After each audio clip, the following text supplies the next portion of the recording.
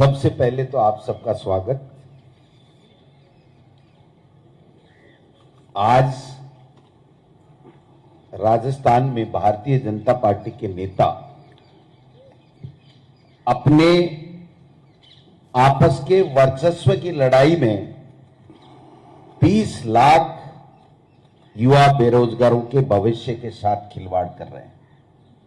20 लाख युवाओं के साथ केवल और केवल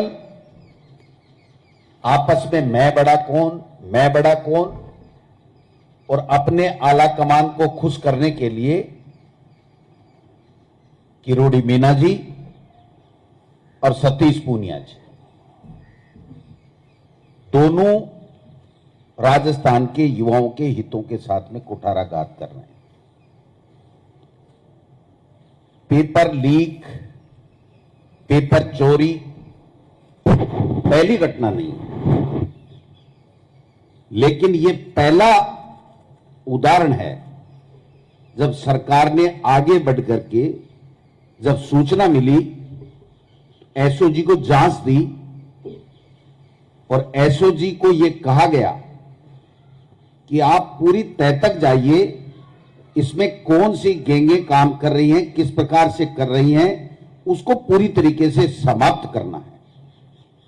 यह हमारी सरकार का ऐतिहासिक फैसला।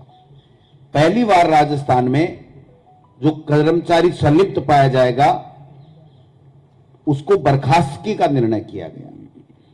वो इसलिए किए गए कि राजस्थान के युवा के आशीर्वाद से हमारी सरकार कांग्रेस की सरकार बनी है।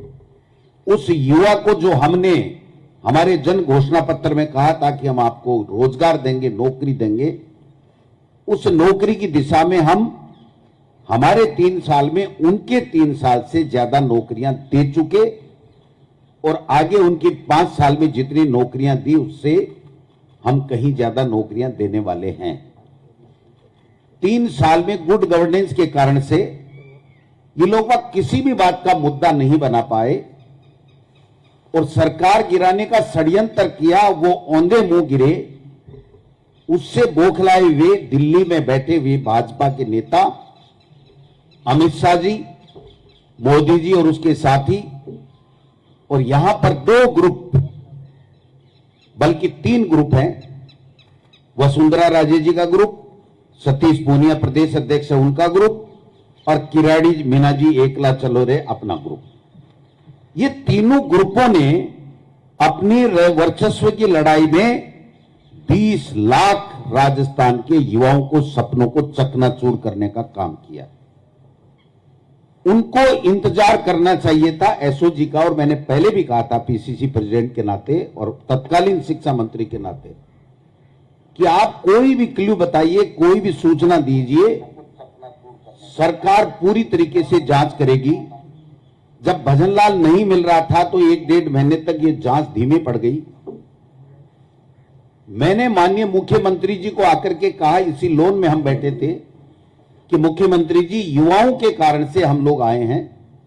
युवा ये महसूस करता है कि इस जांच को पूरी तह तक ले जाना चाहिए। इन्होंने तुरंत टेलीफोन उठाया और अशोक राठौड़ जी को कहा कि यह जांच आगे क्यों नहीं बढ़ रही है। उन्होंने कहा भजनलाल बिश्नोई हमें मिल नहीं रहा है, हम लगा रखे हैं आदमी, जो ही मिल जाएगा हम इसकी तह तक चले जाएंगे। इनको इंतजार करना चाहिए था। और अगर एसओजी ये कहती कि बड़े लेवल के ऊपर हुआ है तो स्वतः ही सरकार निरस्त कर देती। अगर एसओजी 100 जगह, 200 जगह, 300 जगह की कोई बात करती तो उसके बाद में उस तरीके से सरकार फैसला करती। लेकिन इनको 3 साल में एंटी कमेंसी पैदा नहीं कर पाए। 25 में से 25 सांसद 1 रुपया दिल्ली कोड़ी ला नहीं पाए राजस्थान के विकास के लिए। इसलिए टारगेट करके सरकार बदनाम कैसे हो, मुख्यमंत्री बदनाम कैसे हो, गोविंद डोटासरा बदनाम कैसे हो और दूसरे लोग बदनाम कैसे हो, यह षड्यंत्र किया गया। हमारे खिलाफ तो षड्यंत्र करो, बदनाम करो, अगर हम सच्चे हैं तो सच्चे रहेंगे। इनके बदनाम करने से हम में से कोई भी बदनाम होने वाला नहीं है।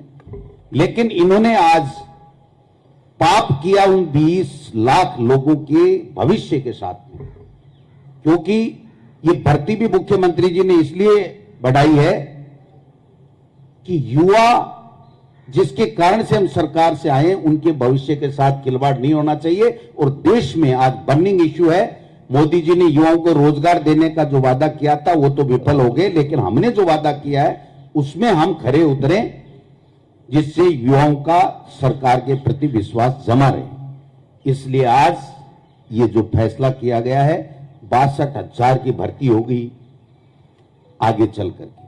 नियमों में संशोधन भी इसलिए सोच समझ करके पार्टी की तरफ से भी हमने सुझाव दिया कि कांग्रेस का कार्यकर्ता और नेता माननीय मुख्यमंत्री जी ये चाहते हैं कि इसमें और पारदर्शिता लाई जाए और कड़ा कानून बनाया जाए। इन्होंने कहा राजस्थान की विधानसभा में कानून बनाएंगे, विपक्ष के भी सुझाव लेंगे। एक रिटायर्ड जस्टिस की अध्यक्षता में इन्होंने कमेटी भी बनाई है, उसके भी सुझाव लेंगे। और हम 2 एग्जाम इसलिए करवा रहे हैं कि 101% पारदर्शिता रहे किसी तरीके, क्योंकि एक एग्जाम जब सिलेक्शन की हो जाती है तो फिर आदमी येन केन प्रकरण प्रयास करता है और उसमें कहीं ना कहीं कोई चूक हो जाती है। ये पहली सरकार है जब एसओजी ने यह बताया कि पेपर रखने में चूक हुई है। तत्काल बोर्ड के आधी रात को अध्यक्ष को बर्खास्त किया गया।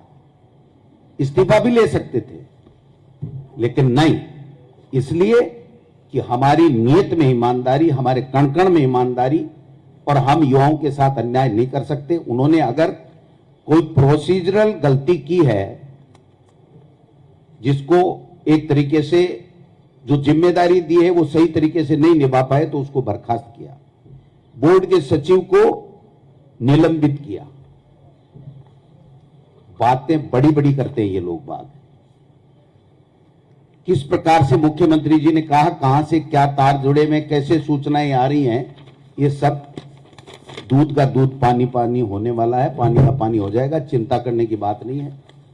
मेरे ऊपर व्यक्तिगत रूप से अगर किसी भी नेता ने कोई आरोप लगाया, एक आलपिन की नोक जितना आरोप साबित कर दे इस रीट भर्ती परीक्षा मेरे या मेरे परिवार के शामिल होने का, तो मैं आप सबके सामने कह रहा हूं, कोट कर लीजिए, जिंदगी में मैं और मेरा परिवार राजनीति नहीं करेंगे। 12 लोग फेल हो गए हो तो बताओ। लेकिन मेरे परिवार के 13 लोगों ने एग्जाम दिया, मैं विधानसभा में बताने वाला था। मेरे परिवार के 13 लोगों ने एग्जाम दिया, 13 में से एक भी पास नहीं हुआ। इनको शर्म आनी चाहिए। सुभाष गर्ग जी के पीएसओ के लिए अभी किरोड़ी जी ने बोला कि वो पास हो गया, पेपर लीक हो गया, 150 में से 29 नंबर आए। शर्म आनी चाहिए। ये युवाओं के भविष्य के साथ खिलवाड़ कर रहे हैं। ये कोई छोटी मोटी बात नहीं है।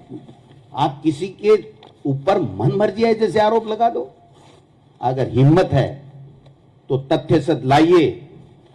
मैं आप में से और बीजेपी के तमाम नेता जो अपने आप को तुरप खा समझते हैं, मैं उनको कहूंगा कि आप जांच कीजिए। अगर रीट के इस पेपर के अंदर गोविंद सिंह डोटासरा का कोई रिश्तेदार या उसका परिवार अगर शामिल मिल जाए तो मैं पुनः कहना चाहता हूं, मैं उसी दिन राजनीति से संन्यास ले लूंगा। लेकिन इस तरह की बकवास, इस तरह की घिनौनी हरकत, ये केवल इसलिए कि इनके पास में राजस्थान की सरकार के गुड गवर्नेंस के खिलाफ कोई मुद्दा नहीं। अलवर की घटना का सीबीआई को जांच दे दी। आपके केंद्र में सरकार है, सीबीआई से तुरंत जांच कराओ और पर्दाफाश कराओ।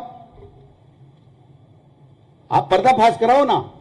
आपको पचमदरा की जो एनकाउंटर की बात थी उसकी जांच दे दी। आप उस दिन कर रहे थे, हमारे नेताओं का नाम ले रहे थे कि उनकी संलिप्तता, आप जांच कराओ, जेल में डालो किसी को। मैं हूं दोषी तो मुझे डालो, अगर और कोई नेता है तो और को डालो, लेकिन तुम पूरे काले हो कोयले की तरह। तुम हमारी सफेदी पे क्या दाग लगाओगे? इनकी औकात नहीं है, इनमें हिम्मत नहीं है।